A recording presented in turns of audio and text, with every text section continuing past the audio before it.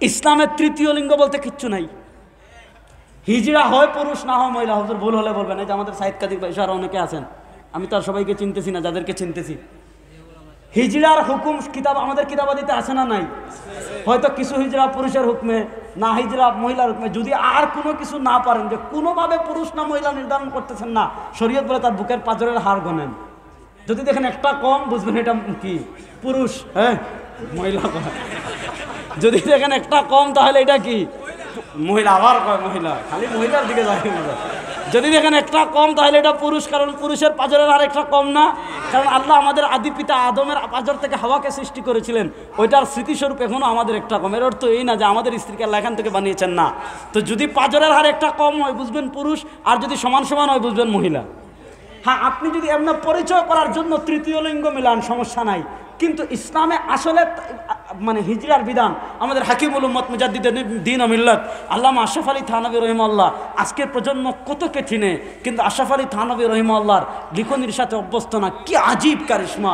যে ফিতনাগুলো এখন তৈরি হচ্ছে, আমাদের আশরাফ আলী থানভী রহিমাহুল্লাহ 100 বছর আগে, আশরাফ আলী থানভী 1362 হিজরিতে ইন্তেকাল করেছেন। আজকে হলো 1445 হিজরি। আজ থেকে 100 বছর আগে আমাদের আকাবিরগণ এগুলোর সমাধান দিয়ে চলে গেছেন।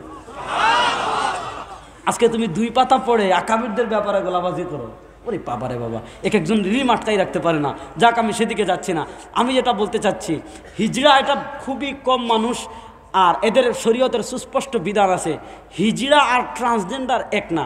ট্রান্সজেন্ডার মানে যেটা মূলত পুরুষ, কিন্তু সে মনে মনে ভাবতেছে আমি তো মহিলা। যে আসলে মহিলা কিন্তু নিজে নিজে ভাবে আমি পুরুষ।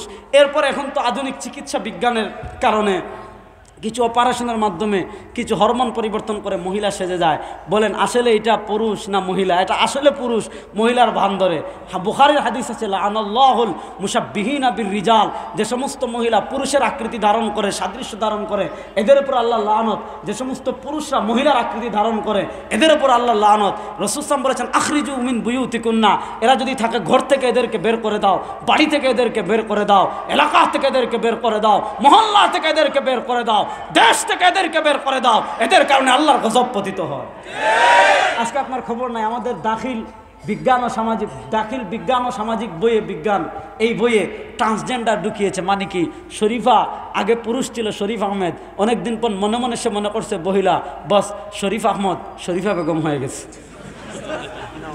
তা আমি যে সমস্ত গোলামের বাচ্চারা এগুলো লিখছে, আমি তাদেরকে বলি, এই গোলামের বাচ্চারা, তোরা একটু চিন্তা করতো মনে মনে যে আমি আসলে মানুষ না, আমি আসলে কুত্তা। দেখতো চিন্তা করে কুত্তা হইতে পারস কিনা, দেখ মনে মনে চিন্তা করে শিয়াল হইতে পারস কিনা, দেখ মনে মনে চিন্তা করে বানর হইতে পারস কিনা। আপনার খবরও নাই, আজকে আমাদের শিক্ষা সিলেবাসে বিবর্তনবাদকে প্রমোট করা হচ্ছে, ট্রান্সজেন্ডারকে প্রমোটন করা হচ্ছে। 1000 বছরের বাঙালি সংস্কৃতি কি জানেন? দিছে হইল মঙ্গল শোভাযাত্রা। আচ্ছা, মঙ্গল শোভাযাত্রা এটা 1000 বছরের বাঙালি সংস্কৃতি না টুপি 1000 বছরের বাঙালি সংস্কৃতি? এই ওয়াজ মাহফিল 1000 বছরের বাঙালি সংস্কৃতি। সবার দলবদ্ধভাবে মসজিদে গিয়ে আল্লাহর ইবাদত করা, এটাই 1000 বছরের বাঙালি সংস্কৃতি। ঈদের দিন সকালে গিয়ে পাড়া প্রতিবেশীর ঘরে গিয়ে সেমাই খাওয়া, এগুলাই বাঙালি 1000 বছরের বাঙালি সংস্কৃতি। আপনি এত দূরে যাওয়ার দরকার নাই, আপনি গুগলে মঙ্গল শোভাযাত্রা লিখে সার্চ দেন, এটা 1982 সালে শুরু হয়েছে না 86-তে না এইরকম কত সালে। তাহলে যেটা শুরু হওয়ার এখনো 30-40 বছর হয় নাই, ওটা আমাদের 1000 বছরের বাঙালি সংস্কৃতি। আগে আমাদের বইয়ে একটা গল্প লেখা হয়েছে, গল্পের সূচনা হয়েছিল আসসালামু আলাইকুম রহমতুল্লাহ বলে, এখন আসসালাম কেটে দিয়েছে গুড মর্নিং, দিয়েছে কি মর্নিং, গুড মর্নিং। আর বয়সন্ধিক্ষণ বলতে এমন অশ্লীল চটি গল্প লিখেছে, এগুলো এখনো বলা যাবে না। সুতরাং তারা তো সাবধান তারা, আপনি আর স্লোগান দেওয়া লাগবে না, তারা সাবধান আছে। আপনার ইমান ডাকাতি করতেছে, আপনার সব ডাকাতি করতেছে, আপনার ঘর ডাকাতি করতেছে। সুতরাং এই বিবর্তনবাদ, এই ধরনের ট্রান্সজেন্ডার নামক পশ্চিমাদের পচা গান্দা সমকামিতামূলক শিক্ষা ব্যবস্থা আমাদের দেশে চলুক, এটা আপনারা চান? কারা কারা চান না দেখে হাত তোলেন। এমন শিক্ষা ব্যবস্থা চলুক, এটা আমরা চাই। আজকে ঢাকায় আমাদের সেমিনার হয়েছে, আমরা বলেছি আমরা ধৈর্যের চূড়ান্ত পরাকাষ্ঠা প্রদর্শন করছি। আমাদের নেতৃবৃন্দ যদি আমাদেরকে নির্দেশনা দেন, ইনশাআল্লাহ টেকনাফ থেকে তেতুলিয়া পর্যন্ত এমন আগুন জ্বালিয়ে দেওয়া হবে, এই শিক্ষা ব্যবস্থা বঙ্গোপসাগরে ভেসে যাবে ইনশাআল্লাহ। সুতরাং আমরা সতর্ক থাকবো তো ইনশাআল্লাহ। যেখানে ওলামায়ে কেরাম যেখানে সুতরাং শুধু আমি এতটুকু বোঝাই, আমি আপনাদেরকে শুধু এতটুকু বুঝাই, খ্রিস্ট ধর্ম যেটা, এটা বলে আমি শেষ করব। খ্রিস্ট ধর্ম যারা, আগে খ্রিস্ট ধর্মের উপর ধর্মযাজকদের পাওয়ার অনেক বেশি ছিল। আপনি নেটে দেখবেন পৃথিবীর ক্ষুদ্র একটা রাষ্ট্র আছে ভ্যাটিকান সিটি, আপনি সার্চ দিলেই পাবেন। পৃথিবীর দুটা রাষ্ট্র আছে পরিপূর্ণ 100% তাদের ধর্মীয় অনুসরণ হিসাবে চলে। এখন তৃতীয় আরেকটা যুগ হয়েছে, আগে এটা ছিল না। আগে ছিল, একটা ছিল ইসরায়েল ইহুদি ধর্ম ফলো করে, ভ্যাটিকান সিটি খ্রিস্ট ধর্ম ফলো করে, এখন আরেকটা হয়েছে আফগানিস্তান। পৃথিবীর নতুন পরাশক্তি ইনশাআল্লাহ পৃথিবীর মুসলমানকে আবার নতুন করে স্বপ্ন দেখিয়েছে আমাদের শেখুল ইসলাম, বর্তমান জমানার সবচেয়ে বড় আলেম যিনি। আমার ধারণা মতে, আপনার সাথে আমার ধারণা নাও মিলতে পারে, আমি আমার ধারণা বললাম। বর্তমান পৃথিবীর সবচেয়ে বড় আলেম শেখুল ইসলাম তাকি উসমান হাফিজুল্লাহ বলেছেন, আফগানিস্তান আর হামাসের মুজাহিদদের আমাদেরকে দেখিয়ে দিয়েছে সুপার পাওয়ার আমেরিকা না, সুপার পাওয়ার ইসরায়েল না, সুপার পাওয়ার, বলেন না, সুপার পাওয়ার, সুপার পাওয়ার। তো তখন ভ্যাটিকান সিটিতে যারা থাকে এরা হলো ধর্মযাজক, পাদ্রী। খুব মনোযোগ দিয়ে পয়েন্টটা বুঝবেন, ধর্মনিরপেক্ষতা কিভাবে আসছে আমি শিকড়টা আপনাদেরকে শিখাচ্ছি। ভ্যাটিকান সিটিতে যারা থাকে তারা হলো পাদ্রী। এই পাদ্রীরা আগে প্রবল শক্তিশালী ছিল, এই পাদ্রীরা আগে প্রবল শক্তিশালী ছিল। রাষ্ট্র কিভাবে চলবে তারা মাথা ঘামাতো, রাষ্ট্র কোন যুদ্ধে জড়াবে তারা মাথা ঘামাতো, রাষ্ট্র কি আইন করবে তারা মাথা ঘামাতো, রাষ্ট্র কোন পথে ইনকাম করবে তারা মাথা ঘামাতো, রাষ্ট্র কাকে আমন্ত্রণ করবে মাথা ঘামাতো, রাষ্ট্র কার সাথে চুক্তি করবে, সন্ধি করবে, কাকে মিত্র বানাবে, কোন যুদ্ধে জড়াবে, সব তারা মাথা ঘামাতো। রাষ্ট্রের কর্ণধারা ধরে বিরক্তি করেই কয়েকটা পাদ্রী এটা করে ওইটা করে, বাস এদেরকে রাষ্ট্র থেকে আলাদা করো। ধর্মের সাথে রাষ্ট্রের কোনো সম্পর্ক নাই, ধর্মকে রাষ্ট্রের সাথে আলাদা করো। নাও তোমাদেরকে ভ্যাটিকান সিটি দিলাম, ওখানে বসে তোমরা যা ইচ্ছা তা করো।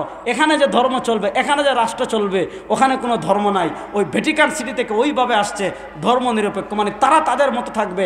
রাষ্ট্রের কোনো কাজে তারা নাক গলাবে না, রাষ্ট্রের কোনো কাজে ভ্যাটিকান সিটিওয়ালারা মাথা ঘামাবে না। রাষ্ট্রের ধর্মবিরোধী যাই করুক তারা ভ্যাটিকান সিটিওয়ালারা মাথা ঘামাবে না। ওই ভ্যাটিকান সিটির ইসলামিক ভার্সন হলো লামাজহাবি, মাদখালি। এই ভ্যাটিকান সিটির ইসলামিক ভার্সন হলো মাদখালি। মাদখালি মানে কি? আমি শুধু নামাজে বুকের উপর হাত বাঁধনু না নাবির নিচে বাঁধনু, ওইটা লইয়া আলোচনা করবো। আমি শুধু নামাজে আমিন জুড়ে বলবো না আসতে বলবো, এটা নিয়ে আলোচনা করব। আমি শুধু নামাজের পর মুনাজাত আছে না নাই এটা লইয়া, আমি শুধু তারাবি 8 না 20 এটা লইয়া। হে ভাই নামাজে হাত বাঁধবো না তো কি হয়েছে? যে খুজুর কই এখানে বাঁধতে, আরে খুজুর আমি আর বাঁধমুই না, যে শেষ খাড়া সোজা হয়ে নামাজ হবে কি হবে না? আমিন জুড়ে বলবো না আসতে বলবো, আমিনই বলবো না, জান একদম শেষ। ওয়ালা যালিন আমিনই বললাম না, আরেক সূরা শুরু, নামাজ হবে কি হবে না? তাহলে বোঝা গেল এগুলা ইসলামের মৌলিক কোনো বিষয় না। তো এবার এই MBS ইসরায়েলের টাকায় খেয়ে মাদখালিজমকে চর্চা করতেছে, মানে কি? খালি এগুলা চর্চা করো, রাষ্ট্র কেমনে চলবে তোরা মাথা কামাবি না, আইন কেমনে চলবে তোরা মাথা কামাবি না, সংসদ কেমনে চলবে তোরা মাথা কামাবি না, শিক্ষাক্রম কেমনে চলবে তোরা মাথা কামাবি না, সংবিধান প্রণয়ন করবে কে তোরা মাথা কামাবি না, সংবিধানে রাষ্ট্রধর্ম ইসলাম থাকবে কিনা মাথা কামাবি না, বিসমিল্লাহ থাকবে কিনা মাথা কামাবি না। যারা এগুলা নিয়ে কথা বলবে না, শুধু ওই 2-4টা মাসালা নিয়ে কথা বলবে, এরা ইহুদি খ্রিস্টানের কোন গোলাম দালাল ছাড়া কিছু না।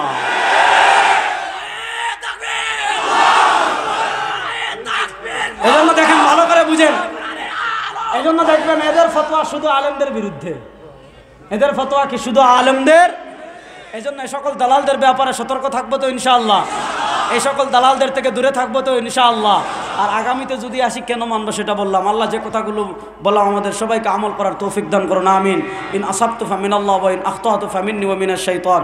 সুবহানাকাল্লাহুম্মা বিহামদিকা আশহাদু আল্লা ইলাহা ইল্লা আনতা আস্তাগফিরুকা ওয়া আতুবু ইলাইক। আসসালামু আলাইকুম।